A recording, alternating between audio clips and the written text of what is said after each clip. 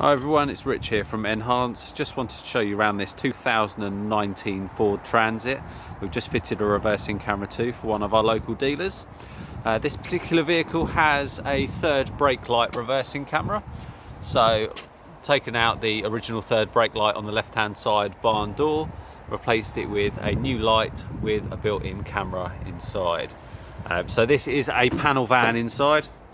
The interior remains unchanged, all wiring is hidden, so no cables dropping down anywhere.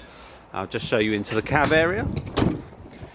So round to the front of the vehicle, I've already switched the ignition on, so the unit, factory unit, nothing changed here. The original screen displaying radio, as you can see.